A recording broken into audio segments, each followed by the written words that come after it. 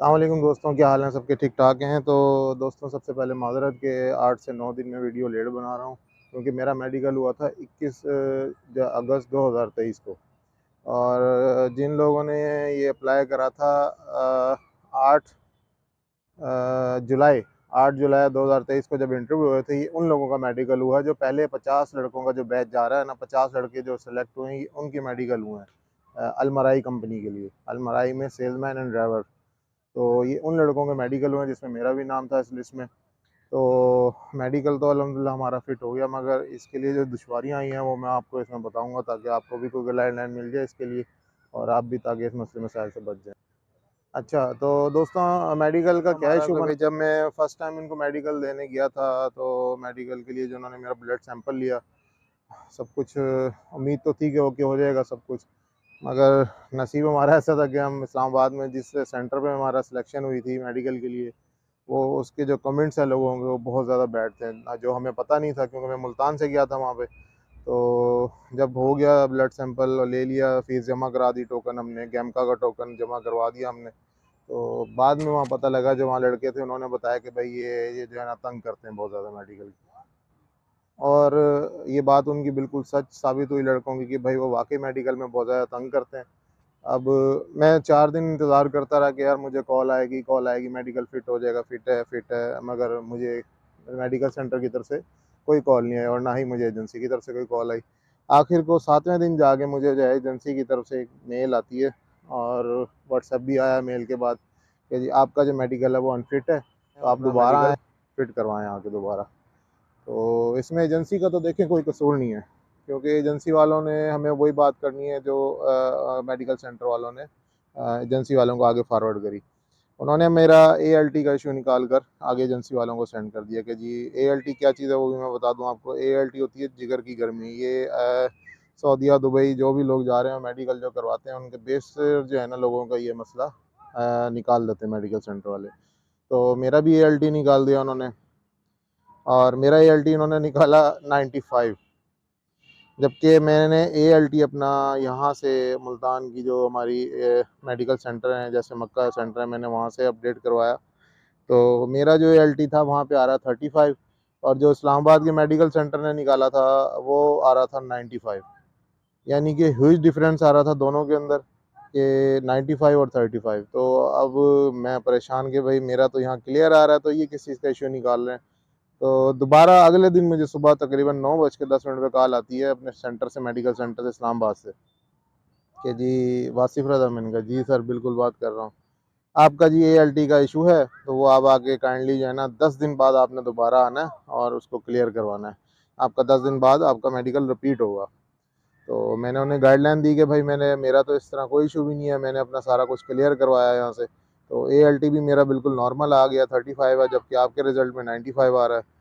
बस मेरा उसको ये बोलना था, वो बंदा गुस्से में आ गया, चिढ़ गया। वो कह रहा है आप हमें ब्लेम कर रहे हो, ये है वो है, स्क्रीनिंग होती है हमारी, आपने सिंपल कराया, हम स्क्रीनिंग करते हैं, ये है वो।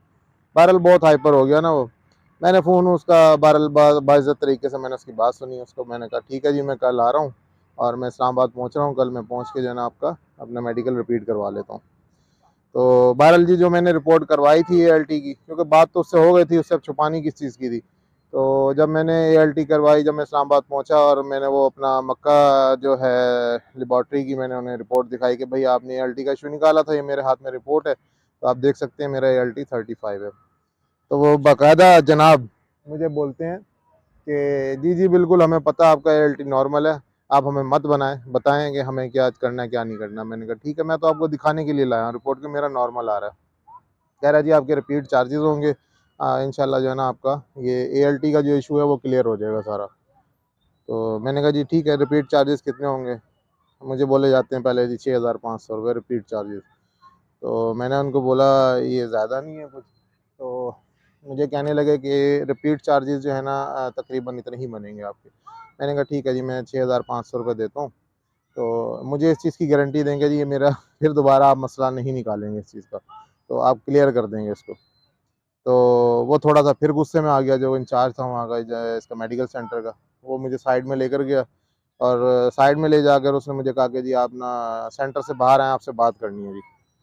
मैं मेडिकल सेंटर से बाहर गया, मैंने 2 मिनट इंतज़ार करा उसका, मैंने कहा ठीक है जी आगे बात करेगा अभी ये। तो जैसे ही मैं बाहर गया हूँ बात करी मैंने, तो जनाब आते हैं और मुझे क्या कहते हैं कि जी, मज़ेदारी वाली बात यहाँ ये थी कि वो मुझे आते साथ ही उसने मुझे कहा कि भाई आपके मेडिकल के लिए ना 1.5 लाख रुपए आपके हम लेंगे तब क्लियर करेंगे, क्योंकि मुझे तो पता था मेरे मेडिकल क्लियर है, मैं 1.5 लाख किस चीज़ का इसको दूंगा।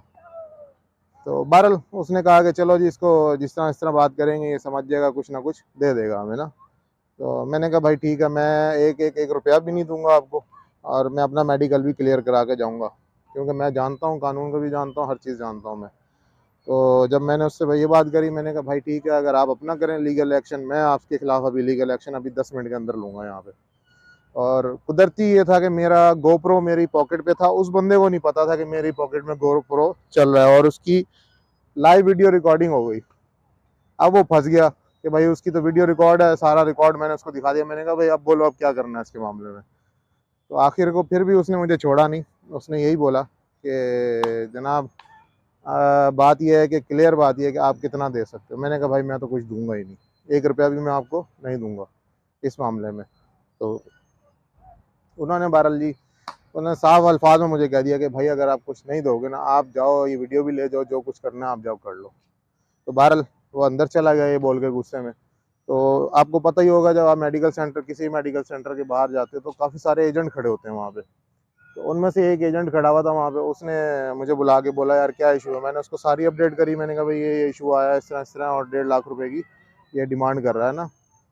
तो उसने बोला यार जेल ले दे के जान छुड़ाओ, वरना ये केस लंबा कर देगा और आपका नुकसान आपका अपना खुद का होगा। बहरहाल मुझे उसकी बात समझ आई कि नुकसान तो हमारा अपना है इसमें, क्योंकि जाहिर सी बात है उन्होंने सिर्फ एक जाके अनफिट की स्टैंप लगानी और उन्होंने मेडिकल जो है गेमका की वेबसाइट पे अनफिट हो जाना वहाँ पे।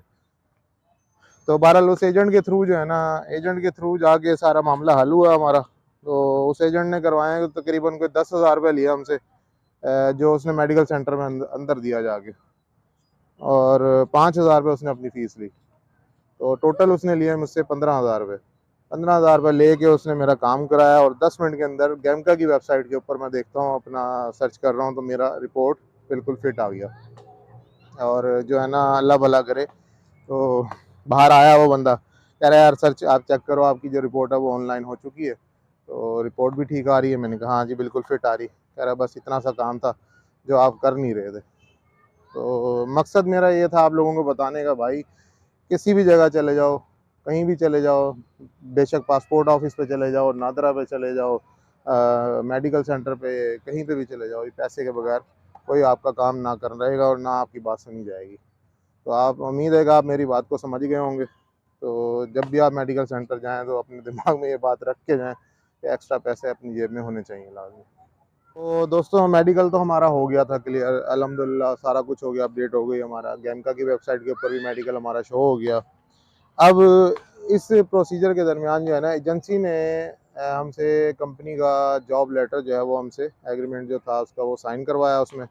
अब उसके अंदर जो कंपनी की जो रिक्वायरमेंट्स थी, जो उन्होंने हमें सैलरी पैकेज दिया, बेसिक सैलरी पैकेज और कमीशन जो बताया, अकोमोडेशन दी उन्होंने कंपनी ने, और जो कुछ भी था मेडिकल की सहूलत उन्होंने दी, मेडिकल हमारा था, तो वो सारी डिटेल उसके अंदर लिखी थी। अगर आप लोग चाहते हैं कि वो भी मैं आपसे डिटेल सारी शेयर करूँ तो मुझे इस वीडियो के कमेंट्स में मुझे बता दें, तो मैं आपको जो है ना इंशाल्लाह वो सारी वीडियो एक अलग बना के ना, उसकी कंपनी का जो जॉब लेटर हमने साइन करा है वो मैं आपको सारा अपडेट कर दूंगा उसके अंदर, तो वो बता दूंगा आपको मैं।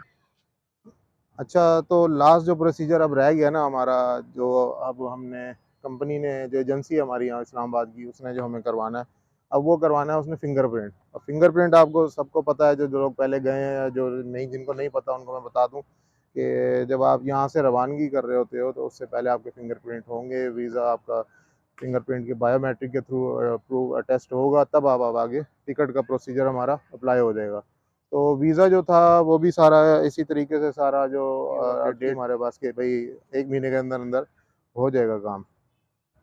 तो मगर हमारा मेडिकल का इशू आया जिसकी वजह से हम लेट हुए। तकरीबन 8 से हम 9 लड़के हैं जो हम आपस में राब्ते में हैं। कराची के भी हैं, रहीम खान के भी हैं, इस्लामाबाद के भी हैं, सवाबी के हैं, फयाज भाई हैं, एक तैमूर भाई रावलपिंडी के हैं, जैन भाई एक है अपना कराची का है वो भी। तो बहरहाल हम ये सारे आपस में राब्ते में, एक दूसरे से अपडेट मिलती है एक दूसरे को हम। तो कुछ लोगों के फिंगरप्रिंट हो गए, उनको कॉल आ गई थी उनका, क्योंकि मेडिकल पहले ही अटैम्प्ट के अंदर क्लियर हो गया था, हमारा सेकंड अटैम्प्ट में क्लियर हुआ। तो इस वजह से शायद हमारा प्रोसीजर लेट हो गया, हमें अभी तक फिंगरप्रिंट की कॉल नहीं आई। तो जैसे ही फिंगरप्रिंट की हमें कॉल आएगी इंशाल्लाह, 1 हफ़्ते के अंदर अंदर उन्होंने हमें टाइम दिया है कि 1 हफ़्ते के अंदर अंदर आपको जो है ना कॉल आ जाएगी। क्योंकि वो ये नंबर मिलेगा हमें, वीज़े का नंबर जो है वो मिलेगा, तो उसके थ्रू हमारे फिंगरप्रिंट होंगे, क्योंकि उससे पहले तो हमारे फिंगरप्रिंट हो ही नहीं सकते, पॉसिबल ही नहीं है ना कि वीज़ा का नंबर आएगा और उसके बगैर हम फिंगरप्रिंट करा लें जाके। तो बहरहाल बस वीज़े का नंबर का इंतज़ार है, वो भी इंशाल्लाह हफ़्ता 10 दिन का टोटल टाइम उन्होंने बताया है एजेंसी वालों ने। उसके अंदर अंदर जो है ना वो हमें अपडेट कर देंगे, तो हम इंशाल्लाह वहाँ जाके फिंगरप्रिंट कराएँगे। तो मज़ीद जो फर्दर जो प्रोसीजर होगा सारा, और वहाँ की भी जो डिटेल होगी वो मैं इंशाल्लाह आपको बताऊँगा वहाँ जाके। तो बाकी जो है अपना क्या क्या नाम है, इस्लामाबाद की जो बायोमेट्रिक सिस्टम है वो भी मैं इंशाल्लाह एक अलग वीडियो बना के आपको दिखाऊँगा। तो वीडियो अगर आपको फ़ायदेमंद लगी हो या आपको इससे कुछ सीखने को मिला हो तो ज़रूर कमेंट कीजिएगा और लाइक कीजिएगा, शेयर कीजिएगा।